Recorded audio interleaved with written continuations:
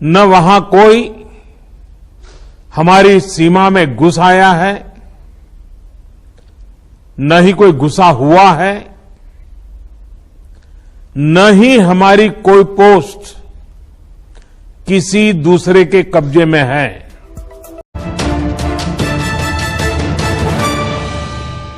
दोस्तों, चौपाल में आपको खुश आमदेद कहूँगा। और चौपाल में हम बात करेंगे इस वक्त हिंदुस्तान और चीन के दरमियान जो गलवान वादी और पेंगोंग नदी के दरमियान जो इस वक्त सूरत हाल हुई, और हमने गलवान वादी की ताज़ा तरीन सूरत हाल जो पिछले दिनों सामने आई, उसमें चीन और इंडिया के इस तनाज़े के अंदर इंडिया के 20 फौजी डंडे और सोटों से मुकाबले के दरमियान अपनी जानों से गए। और अब इस वक्त सूरत हाल खासी इस खत्ते में ख़राब है। और ये ज़हन में रहे हमारे कि ये तमाम मुकाम वो हैं जो हमारे साथ भी बड़े लगते हैं। हमारे सर के ऊपर हिमालय के पहाड़ों, कराकरम के पहाड़ों और इन बर्फ़ज़ारों के दरमियान इस वक्त ये हिंद चीन के दरमियान इस वक्त जो तनाज़ा जारी है। और दुनिया की 3 न्यूक्लियर ताकतें हैं, एक फ्लैश पॉइंट है, ये दुनिया का सबसे ऊंचा महाज़ जंग कहलाता है। इसके ऊपर जंग लड़ना भी एक बहुत बड़े जिगरे की बात है। और यहाँ पे इस वक्त तीनों मुल्कों की फ़ौजें अपनी अपनी पोजीशनों के ऊपर मौजूद हैं। हिंदुस्तान की तरफ से इस वक्त हमने देखा कि जो पिछले 2 दिन मिलिट्री कमांडर्स के दरमियान मुलाकात रही थी, और इस मुलाकात के दरमियान ये कहा गया कि जो 6 जून की इनकी दोनों की सरहदों की पोजीशनें थीं वो उस पर वापस पहुंच जाएंगे। हिंदुस्तान का भी ये कहना है कि चीन अपनी जो एक्चुअल लाइन ऑफ कंट्रोल है उससे ज़्यादा अंदर घुसकर हमारे इलाकों तक आया है। अच्छा, थोड़े से अगर आप मैप को समझने की कोशिश करें तो समझ में आएगा कि अक्साई चिन का ये जो इलाका है, ये जो लद्दाख का इलाका है पूरा, फिर उसके साथ लद्दाख का इलाका जहाँ तक जाता है और पाकिस्तान की जिन सरहदों के साथ मिलता है ये इलाका, जो कि अभी वो वाज़ेह नहीं है, और K2 पहाड़ी इस तरफ मौजूद है। और यहाँ पे ओल्डी बेग जो भारत ने अपना बेस बनाया, और चीन को इस बेस के साथ भी मसला था, चीन ने इस पर एतराज़ किया था। और इसके साथ जो रोड पूरा गुजारा है भारत ने, जिसको जो वो DSDBO रोड कहलाते हैं, DSDBO रोड, और वो SSN सेक्टर रोड कहलाती है। और ये पूरे लद्दाख के जो भारत के साथ अब चीन का जो एक्चुअल लाइन ऑफ कंट्रोल था उसके सामने ये रोड पूरी भारत ने पिछले दिनों बनाई थी। और ओल्डी बेग जो दौलत बेग ओल्डी बेग बेस है, यहाँ पे एक एयरपोर्ट था जो काफ़ी अरसे से फ़ाल था, उसको भारत ने पिछले दिनों रेनोवेट किया, $2 अरब उसके ऊपर लगाए। और ये वो जगह है कि जहाँ से बैठकर अगर कराकरम पास को अगर रोकना चाहा जाए या उसको डिस्टर्ब करना चाहे या जो भी है वटेवर आप कहें। लेकिन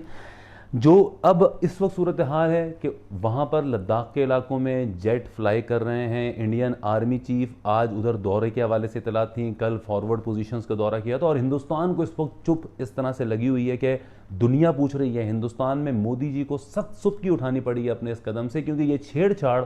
वहीं से ही शुरू हुई है। हिंदुस्तानी मीडिया भले इसका इल्ज़ाम रोना पीटना डाल के चीन पर करता रहे और अपने फौजियों को बलवान कहता रहे, उससे हकीकत बदलने वाली नहीं है। हकीकत वो ही है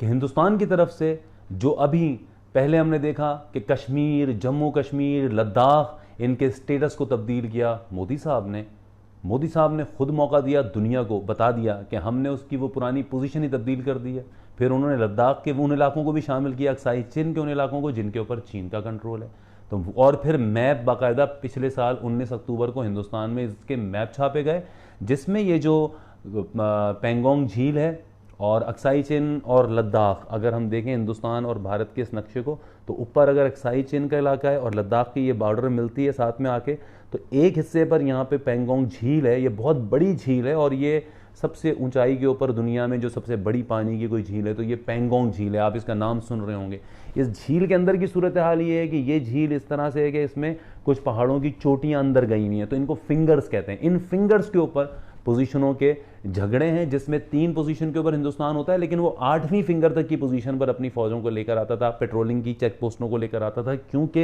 ये पेंगोंग लेक वो जगह है दुनिया की वाहिद आप कह लें, या यहाँ पे जो हिंदुस्तान और चीन के दरमियान बॉर्डर है वो ज़मीन पर नहीं है, वो पानी के ऊपर है, झील के ऊपर है।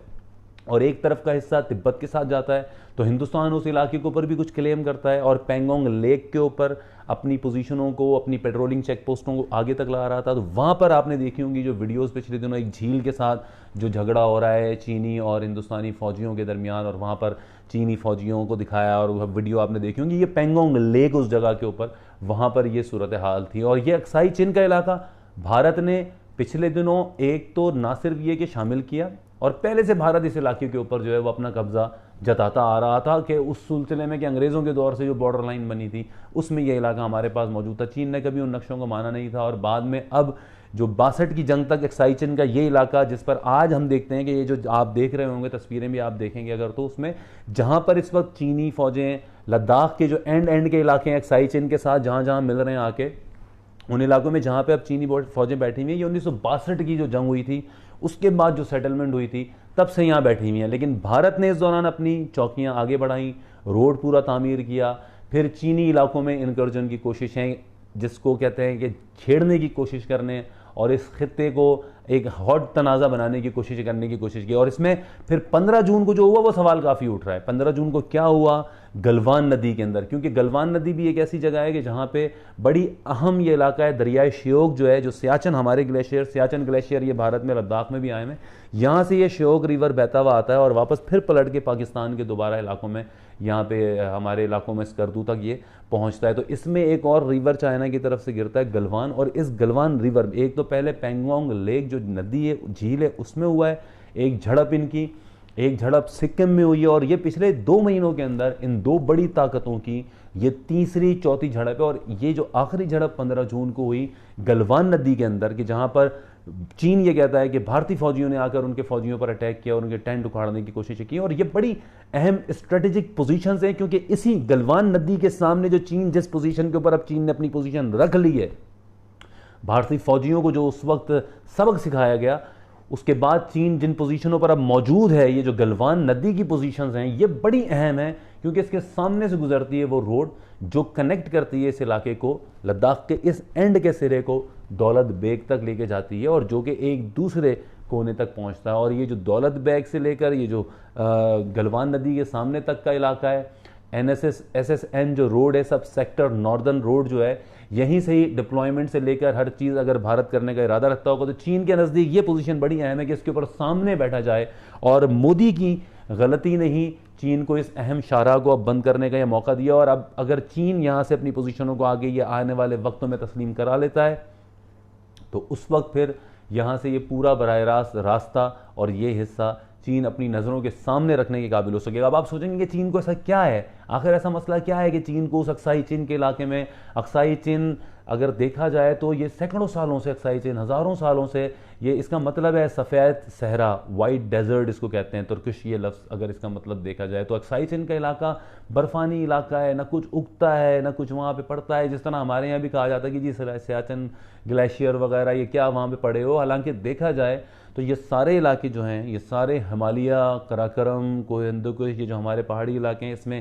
چین، انڈیا، نیپال، بھوٹان، یہ ساری ایک لہر ہے پہاڑوں کی، ہم دیکھتے ہیں ایک سلسلہ ہے پورا جو ان علاقوں میں جاتا ہے، اور یہ تبت کے جو پہاڑ ہیں، تبت کا جو علاقہ ہے یہ دنیا کے 35% فریش واٹر کے جو ذخیرے ہیں اس وقت دنیا بھر میں، اس میں 35% یہ ہماری چھت کے اوپر، اور ہمارے ساتھ اگر ہم اپنے نقشے کو دیکھیں پاکستان کے تو آپ یہ سمجھیں کہ ہمارے سر کے اوپر جو ہے یہ سارے گلیشیئرز اللہ تعالیٰ نے رکھے ہیں، اور یہاں سے یہ بہنے والا دریائے سندھ ہے اور پھر اس کی سینکڑوں جو ٹریبیوٹریز اس کے درمیان ملتی ہیں آ کے، اور پھر ہماری ان زمینوں کے اوپر ہم دیکھتے ہیں کہ پانی کا یہ سلسلہ ہے، تو یہ یہاں سے پہاڑوں کا، گلیشیئرز کا یہ ایک عظیم الشان سلسلہ ہے، اور اسی کے اوپر ہے کہ یہاں سے دریاؤں کے راستے بدلے جا رہے ہیں، بھارت ہماری طرف آنے والے دریاؤں کے راستے پہ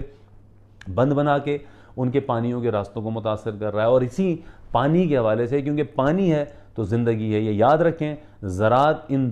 تینوں ملکوں میں ہماری جو اکانومی ہے اس کی جان ہے، اور زراعت کی سب سے بڑی ضرورت پانی ہے۔ پاکستان اپنے اس انتہائی اہم ہمارا جو ایک طرح سے پانی کی ہماری جو انرجی واٹر سیکیورٹی تھی اس سے ہم نے اتنی غفلت برتی ہے کہ آج کراچی شہر سے لے کے ملک کے کتنے حصوں میں ہمارے ہاں پانی کی کمی ہے، جبکہ ہمارے یہاں 5 دریاؤں کا پانی دستیاب ہوتا ہے اور اتنے بڑے گلیشیئرز ہمارے یہاں موجود ہیں، کیونکہ ہم نے نہیں اس طرح سے اپنے ان مفادات کو کبھی اس طرح سامنے رکھا اور قومی طور پہ نہیں سوچا۔ اور اس میں آج بھی میں دیکھ رہا تھا کہ اخبارات جو چینلز ہیں ان کی ہیڈ لائنز میں اس چین ہند تنازع کے حوالے سے کوئی وہ ذکر نہیں ہے، کوئی ہمیں نہیں بتا رہا کہ وہاں پہ کیا ہو رہا ہے، میڈیا عوام کو نہیں بتا رہا ہندوستان چین یہ دونوں تنازع کیا ہے، اس میں غلط کون ہے صحیح کون ہے، اور ہندوستان کے ان تمام مقاصد کیا تھے، یہ جو خطہ فلیش پوائنٹ بنے گا اس سے ہمیں کیا نقصان ہے، یا ایون چین ہمارے ہاں جو اربوں ڈالر لگا رہا ہے، کیا چین یہ نہیں سوچے گا کہ یہ پاکستانی میڈیا کس قسم کا میڈیا ہے جہاں پہ ان کو پرواہ ہی نہیں ہے کہ ان کے ملک کے سر کے اوپر کتنی بڑی ایک طرح سے ہندوستان جو ہے وہ چین کے ساتھ چھیڑ چھاڑ کر رہا ہے، سرحدوں پہ معاملات خراب کر رہا ہے، سی پیک جو ہمارا بننا تھا گوادر سے ہو کے اس نے انہی راستوں سے گزرنا تھا، اور بھارت نے یہ اولڈی بیگ دولت بیگ تک جو بھی اپنے بڑھائی ہیں پریزنس اس کو آپ کہنے ہیں، اس کی وجوہات وہ یہی ہیں کہ کسی بھی وقت جو ہے وہ سی پیک کو متاثر کیا جائے. بھارت نے پچھلے جو 19 اکتوبر کو جو نقشے جاری کیے ہیں، ہمارے ملک میں کوئی اس کی بات نہیں ہوتی، ہمارا میڈیا کوئی اس پہ بات نہیں کرتا. اس میں گلگت بلتستان کو بھارت نے اپنا حصہ دکھایا ہے، وہ اس پہ کلیم اپنا جتا رہے ہیں، اور وہ کسی بھی وقت اگر ہمیں کمزور محسوس کریں گے یا ہم کسی وقت کمزور ہوں گے، وہ اس پہ چڑھ کے ہمارے ان حصوں کو قبضہ کر لے گا تو پھر کیا ہوگا؟ کیا ہم اس وقت روئیں گے؟ اس وقت قوم پوچھے گی یہ کیا ہو گیا؟ یہ جو کچھ وہاں پر ہو رہا ہے، پنپ رہا ہے، اس کو ہم نہیں دیکھ رہے. جب بھارت نے اب پچھلے اکتوبر کے اندر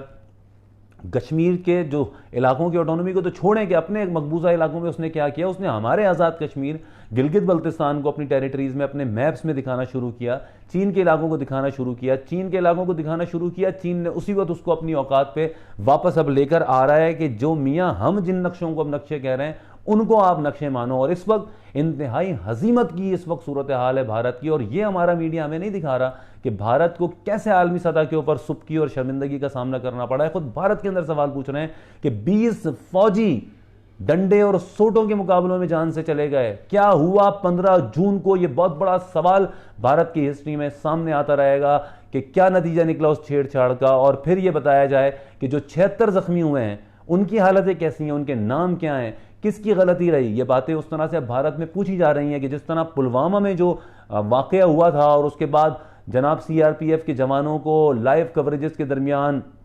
آخری ان کا انتم سنسکار کیے گئے تھے، تو اس دفعہ جو بھارت کے اندر ہوئے ہیں، یہ جو 20 وہاں پر پہنچے ہیں جنازے، تو ان کی کیوں نہیں اس طرح سے شودا والی لائیو کوریج کی گئی، کیوں نہیں دکھایا گیا، اور کیوں بڑے بڑے بول چین کو نہیں سنائے جا رہے؟ یہ وہاں پہ اب سوال اٹھ رہا ہے، اور ان کے لیے مشکل ہو گیا اپنی عوام کو خود ہی روکنا، کیونکہ چین سے تعلقات کے بائیکاٹ کرنے کے نعرے لگائے جا رہے ہیں بھارت میں. لیکن خود بھارت کو پتا ہے کہ چین سے اب اکانومی سے لے کے اور لڑنا بھارت کے لیے سوسائڈ ہوگا. اس وقت بھارت کی اکانومی کی کووڈ سے لے کر خود اپنی صورتحال یہ ہے کہ اپریل کے اندر پورے بھارت کی جو اکانومی تھی اس میں امپورٹس اس کی کوئی 48% کانٹریکٹ ہوئی ہیں، ایکسپورٹ اس کی 38% کانٹریکٹ ہوئی ہیں بھارت کی جو اپریل کے اندر فورن ڈائریکٹ انویسٹمنٹ اتنے بڑے ملک میں صرف $1.52 بلین، صرف $1.5 ارب کی تو ایف ڈی آئی بھارت میں آئی. اس کو بھی پتا ہے کہ ہمارے پاس بھی اب پیسہ نہیں ہے، لڑنے کے لیے مشکلات ہوں گی. لیکن جس طرح سے 1834 میں جو ادھر کشمیر، جموں اور کشمیر کے جو ڈوگر راجہ تھا گلاب سنگھ،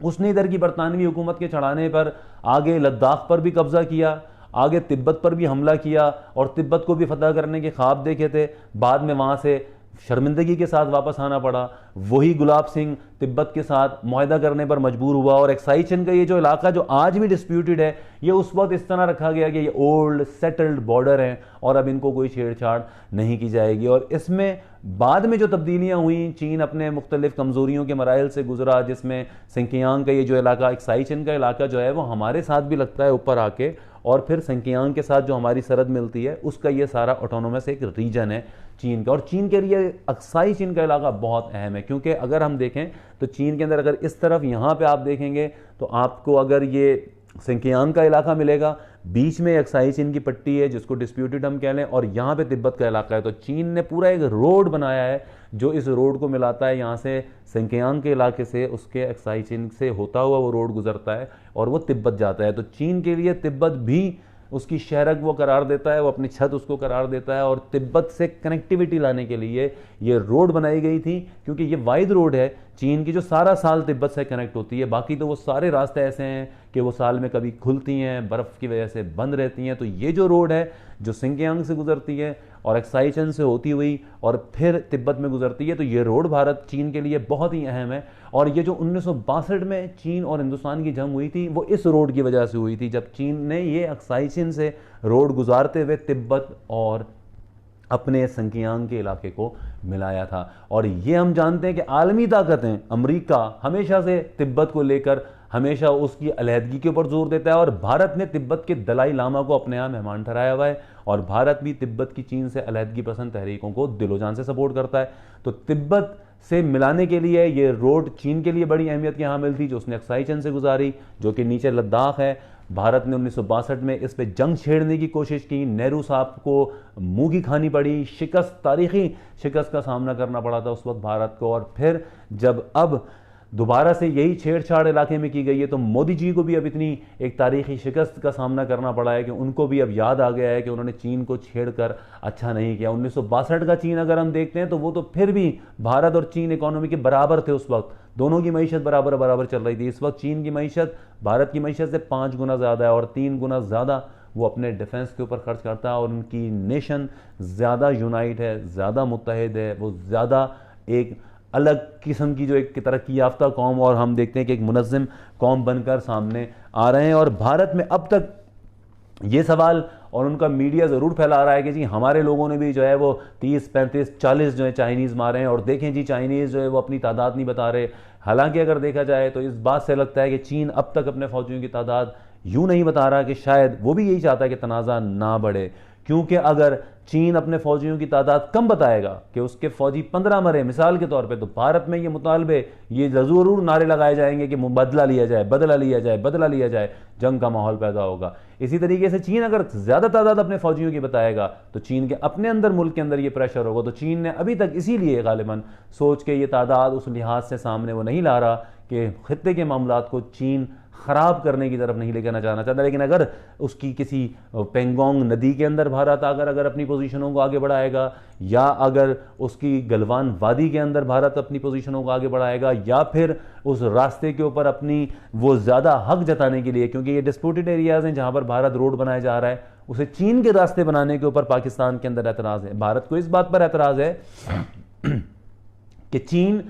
سی پیک کیوں ان راستوں سے گزار رہا ہے، گلگت بلتستان سے کیوں گزار رہا ہے جو کہ بھارت کا علاقہ ہے۔ اب بھارت گلگت بلتستان کے اوپر اپنے کس بات پر اور کس نتیجے کے طور پر کہ جناب جس وقت پاکستان، بھارت اور یہ ملک آزاد ہوئے تھے، انگریز یہاں سے جا رہے تھے، جس وقت کشمیر ہمارے ساتھ ملنا تھا، بھارت نے اپنی فوجی چڑھا کے اس پہ قبضہ کیا، اور چونکہ کشمیر کے ساتھ کا یہ گلگت بلتستان کا حصہ تھا تو گلگت بلتستان کا حصہ اس کو دے دیا جائے، جو کہ اس وقت ہمارے مجاہدین نے چھڑایا تھا 1948 کی جو ہماری جنگ بھارت کے ساتھ ہوئی تھی۔ تو آج بھی یہی صورتحال ہماری سرحدوں پر ہے۔ اس وقت لائن آف کنٹرول کے اوپر کشمیر کے مختلف سیکٹرز کے اوپر بھارت کی طرف سے ہم دیکھ رہے ہیں فائرنگ کا سلسلہ جاری ہے، گولہ باری کا سلسلہ جاری ہے۔ وہ ادھر اپنا جو ایک ہزیمت ہے، اپنی جو شکست ہے، جو چین کو جتنی زبردست طریقے سے ایک شرمناک تاریخی شکست ایک دفعہ پھر بھارت کو ملی ہے، وہ اس سے اپنی جھیپ ہٹانا چاہتا ہے۔ تو بھارت بھول جاتا ہے کہ پچھلے جو 26 فروری کو پاکستان نے کیا تھا وہ اس سے بڑھ کر بڑی بے عزتی تھی۔ آپ سوچو کہ چین سے تو چلو ٹھیک ہے، اگر آپ ہار گئے پٹ گئے تو ٹھیک ہے، آتا ہے کہ یار ان کا ویپن بہت ایڈوانس ہے، ان کی ویپنری سے لے کے ان کی فوج سے لے کے پیسہ بھی ٹھیک ٹھاک ہے، ان کا انفراسٹرکچر بہترین ہے، تو آپ نے چلو ٹھیک ہے آپ کو تھوڑی بہت ہو گئی اور آپ کے 20 فوجی ڈنڈے سوٹوں کے مقابلوں کے اندر اپنی جان سے چلے گئے۔ پاکستان کے مقابلے میں آپ یہ دیکھیں کہ بھارت کا بجٹ ہم سے 7 گنا زیادہ ہے۔ کیا آپ سوچ سکتے ہو ہمارا بجٹ اس دفعہ اگر ہم دیکھتے ہیں جو کہ 1200 ارب روپے ہے، پاکستان کا دفاعی بجٹ 1200 ارب روپے، ہم سے 7 گنا زیادہ، 12 7 84 ارب، اس 8400 ارب روپے ان کا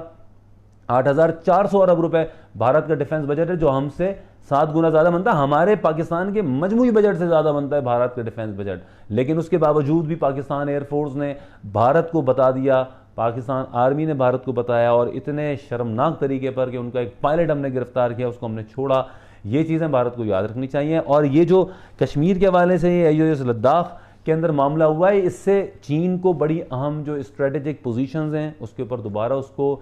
چاہے وہ پینگونگ ندی کے اندر اس کی پوزیشن ہو، یا پھر جو گلوان وادی ہے اس کے اندر گلوان ریور کے اوپر، دریائے گلوان کے اوپر اس کی پوزیشن ہو، اس کو اس نے مضبوط کیا۔ اور یہ اب ہم دیکھ رہے ہیں کہ ویسٹرن میڈیا، یہ جو ویسٹرن آؤٹ لیٹس ہیں، یہ وہ دکھا رہے ہیں کہ جی سیٹلائٹ امیجز دیکھیں آپ کہ یہ دیکھیں چین نے اس ندی کے ادھر یہاں پہ دیکھیں بنکر بنائے ہوئے ہیں، یہ دیکھیں یہاں پہ بنکر بنائے ہوئے ہیں۔ تو بھائی اس کو بھی اپنے ڈیفنس کا حق ہے، کیونکہ بھارت اصل مسئلہ خراب کہاں سے ہوا؟ ایک تو یہ جب انگریزوں کا دور تھا، یہاں پہ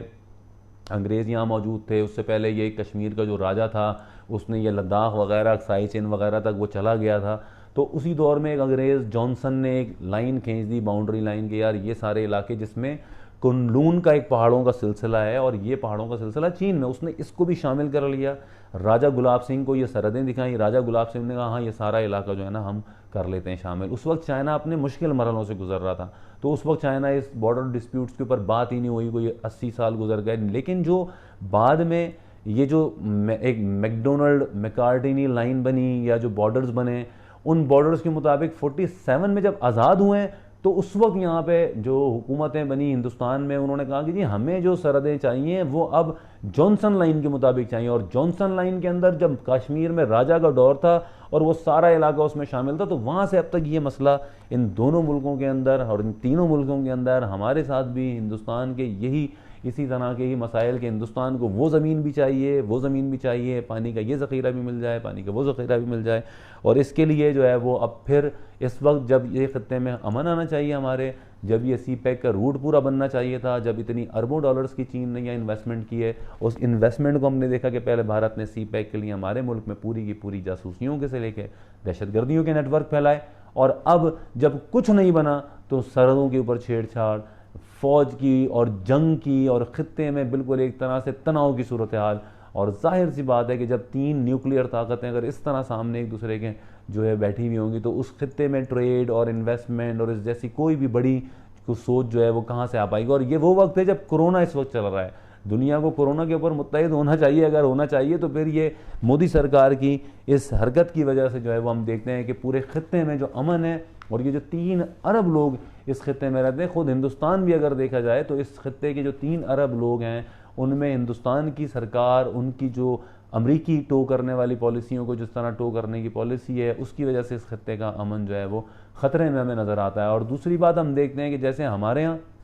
میڈیا اس پوری صورتحال کے اوپر ایک بلینکٹ رکھا ہوا ہے، نہ ہمیں اس علاقے کے اس طرح نقشے دکھائے جاتے ہیں، کیونکہ یہ چیزیں جب میڈیا میں ڈسکس ہوں گی تو ہمارے ذہنوں میں اس حوالے سے ایک اچھی صورتحال ذہن میں بنے گی کہ ہاں ہمارے یہ خطے کس جگہ پر واقع ہیں اور ان کی اہمیت کتنی ہے، یا ان کی کن وجوہات کی بنا کے اوپر یہ بڑی بڑی فوجیں جو ہیں وہاں پر یہ اربوں خربوں روپے خرچ کر کے وہاں بیٹھی ہوئی ہیں لیکن وہاں سے ہٹنے کو تیار نہیں ہے. تو شاید ہم سمجھ سکیں ہمارے ہاں آج جس طرح حامد میر صاحب نے کالم لکھا اور جی فروغ نسیم صاحب کو انہوں نے کہا کہ یہ نیلسن منڈیلا کہتے تھے الطاف حسین کو، اور یہ آج جو ہیں حکومت میں شامل ہیں اور وزیر بن گئے ہیں. تو میں یہ سوچ رہا تھا کہ آج اتنی خطرناک سرحدوں کی صورتحال ہے، آج پاکستان میں ہم دیکھتے ہیں کہ چین کے ساتھ پاکستان کی حکومت، ریاست دونوں اور ملٹری ادارے سب اس طرح سے جلن ہوئے ہیں کہ چین کو خود اس تاریخی فتح کے اندر پاکستان کی طرف سے یہ سپورٹ بہت اچھی ملی ہے، ورنہ اگر پاکستان میں مودی کے دوستوں کی حکومت ہوتی تو شاید چین کے لیے بھی بہت مشکل ہوتا. اور اگر الطاف حسین کو جس طرح حامد میر صاحب لکھتے ہیں کہ جی وہ جس طرح غدار صاحب را کے ایجنٹ نکلے اور فروغ نسیم ان کے وکیل تھے، تو الطاف حسین تو را کا ایجنٹ تھا. را ہندوستان سے چلتی ہے، ہندوستان کا وزیر اعظم مودی ہے، اور مودی کو پھر یہاں پہ پاکستان میں اپنے گھر میں دعوتوں میں بلانے والوں کو پھر حامد میر صاحب کیا کہیں گے، اور ان کی بھی حقیقت ہمیں بتائیں تاکہ ہمیں پتہ چلے کہ خطے میں جب ہمارے سروں پہ کبھی جنگ آتی ہے، لائن آف کنٹرول پہ جب پھڈے ہوتے ہیں تو وہ آخر میں حقیقت ہوتی کیا ہے، کیا علاقوں میں اہمیت ہوتی ہے، کیوں یہ فوجیں ایک دوسرے سے پنجے لڑائے بیٹھے ہوئے نظر آ رہی ہیں. اسی حوالے سے مزید میں کچھ اور ویڈیوز بھی آپ کے سامنے کرنے کی کوشش کروں گا، تفصیل سے بات کریں گے. فی الحال مجھے اجازت دیجیے، خدا حافظ.